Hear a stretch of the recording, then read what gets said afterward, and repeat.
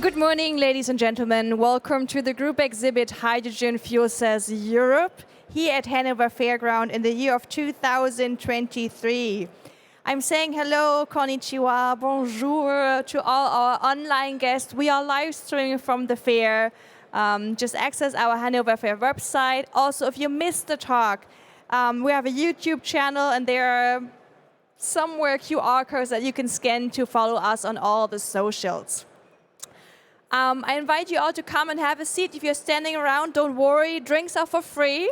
So this is my invitation. If you're walking around, don't hesitate, come inside. There are lovely ladies walking around serving you with complimentary drinks. Every 20 minutes, we'll have a new discussion regarding our future, regarding the hydrogen and fuel cell business. Actually, I love the title of the next presentation because it has so many buzzwords in it, and I'm happy that we're going to reveal those. The title is Sustainability and Automation, Emerson's Greening of, by, and with Strategy. For that, please welcome with me on stage, Director Strategic Sales and Sustainability DACH from Emerson, Mr. Arthur Gosling. Welcome. Thank you. Hi. Hello, everyone. Nice to be here again. So, Arthur, you just said it. It's nice to have you here again. So it means that you're not the first time here? Correct. We came here to the Hydrogen Hall last year already. We had a very neat position right over here. We're happy to be right behind this forum this year, and we're happy to welcome you on our booth number D36.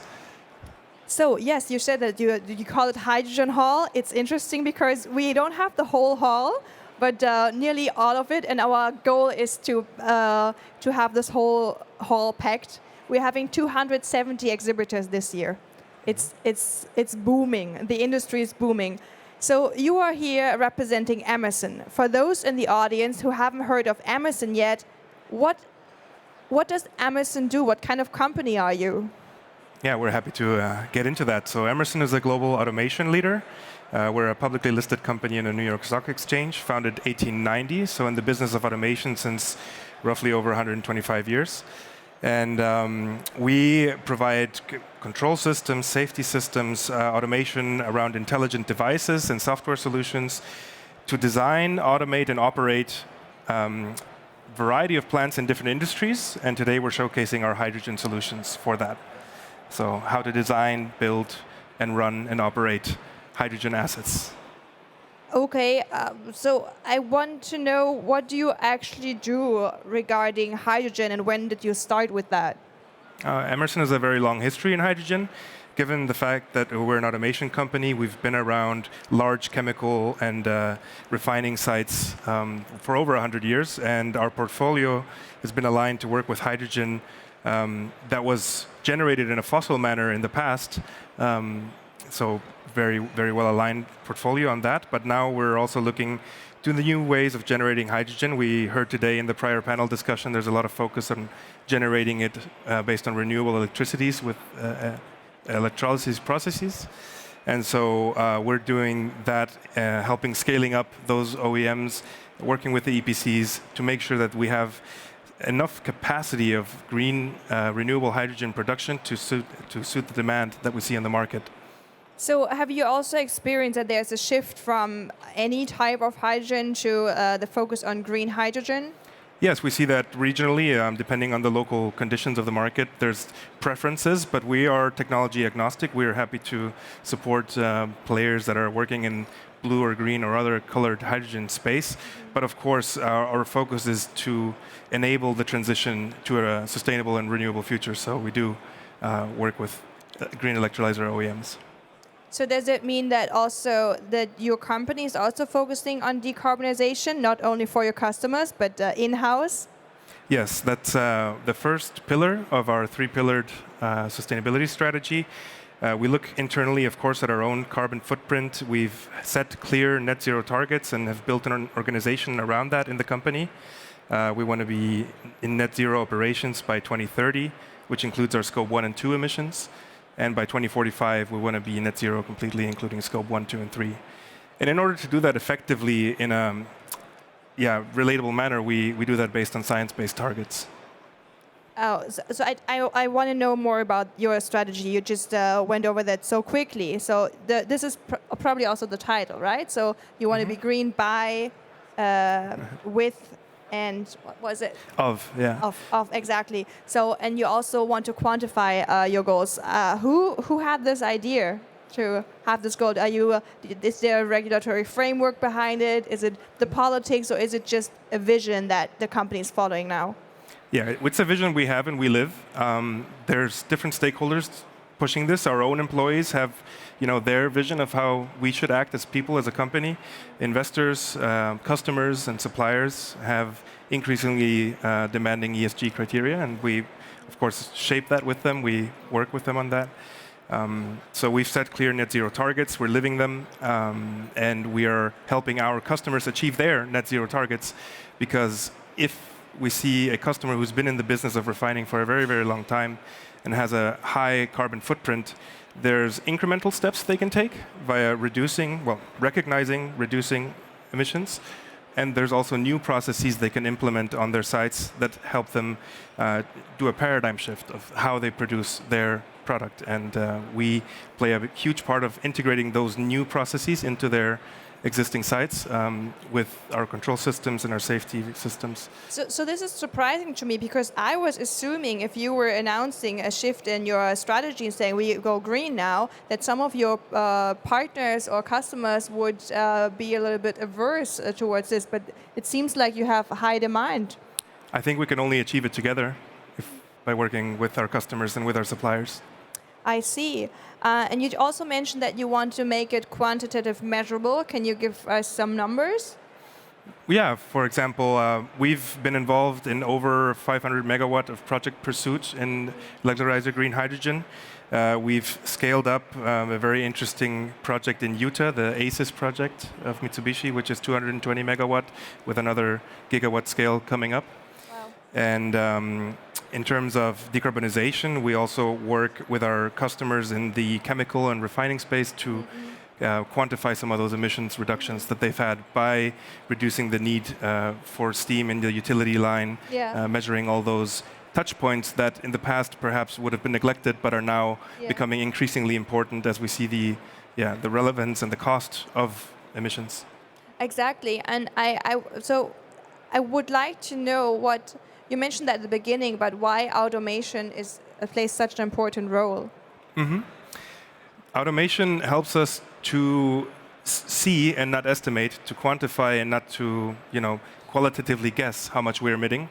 The first part of it is actually recognizing and validating our process, what is going on site, and where are the big emitters, where are the big tickets, what can we do about them, what are some actionable things we can do about that.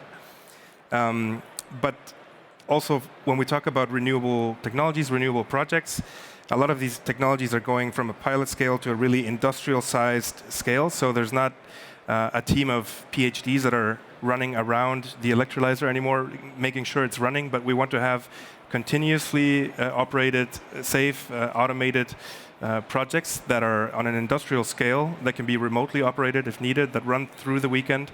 And to do that, we need to have all the right automation in place that is controlling the project. Yeah, you just mentioned that you can also have projects running remotely, and I think this is...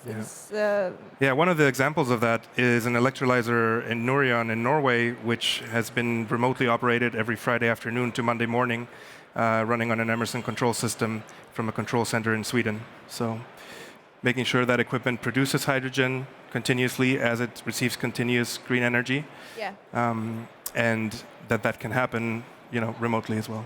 Wow, so you did the whole installment there? Well, we worked with several OEMs and EPCs that are doing that, but we supply the automation concept for that. Yeah. That is excellent. And by the way, if you have questions from the audience, if there's a question, you can just wave, and I will have a look and then come down to you to answer your question.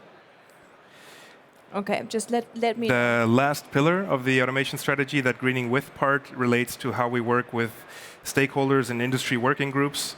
We're part of the European Clean Hydrogen Alliance, and locally in the DACH region specifically, We work with VDMA and ZVEI in sustainability working groups to share the best practices that we experience throughout our projects. Yes, thank you. I do have one more question for you.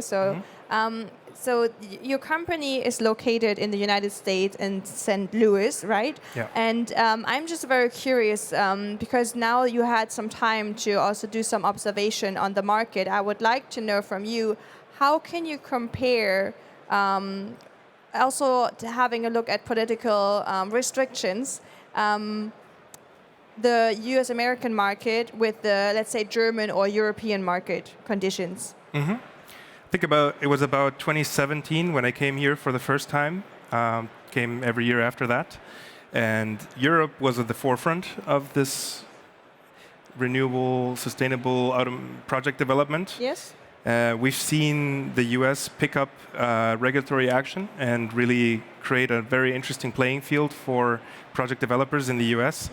And there's a shift in terms of speed or number and size of projects that is happening in the US now. Yes. And I think the European Union is thinking about its next steps to make sure that Europe is also pulling forward. So it's been a shift from the Europe to the US, but not to say that Europe is falling behind. We don't see that at all. We see also developers moving forward here.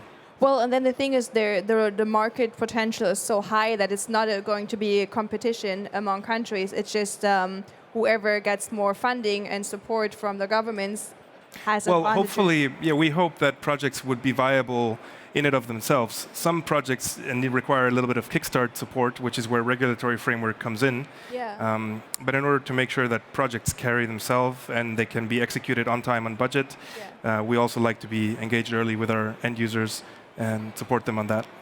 Yeah, for sure. So Arthur is not the first representative from your company that I've talked to. I've also talked to other colleagues, and you're very knowledgeable. I would like to know from you what's your favorite topic to talk about here at this fair? If somebody comes to your booth and says, "I have a question," what question would you be highly thankful for? What are you most passionate about? Well, I think when we see hydrogen projects, renewable projects, there's always multiple stakeholders. It's a consortium, it's multiple parts of a project that need to work in unison to deliver the result that customers expect. And so this interface between the package units, interface between who's delivering what of the project, actually needs the right setup in terms of data interfaces to allow the parties to talk to one another to effectively generate a project that is going to deliver the return that those investors who set up the project expect. Yeah. I like how you wrapped it up, because I think that doesn't count just for you, but for many representatives here at the fair. Yeah. So, and speaking of Emerson, so when you go back to when you go back after this fair, what are the next steps for the company? We're continuously evolving. I think you may have noticed an uptick in activity around our portfolio repositioning. We're positioning ourselves as an automation pure play. And we've also appointed a chief people officer to focus on our own company, our employee experience, employee value. We appointed a chief sustainability officer to drive the change throughout the organization.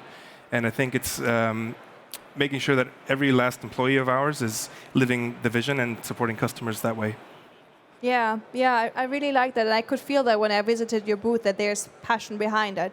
So if there is a question from the audience, no, yeah, still morning. No problem. I have this a lot. Happy to talk to you on the booth. Yeah, so if you're too shy to ask your question right now, you can definitely visit the colleagues and Arthur at the booth at D36. D36, yeah, right? Correct. So it's right behind, and it was lovely to have you here on stage, and I hope to see you here next year again. Thank you very much. Thank you. Thank you.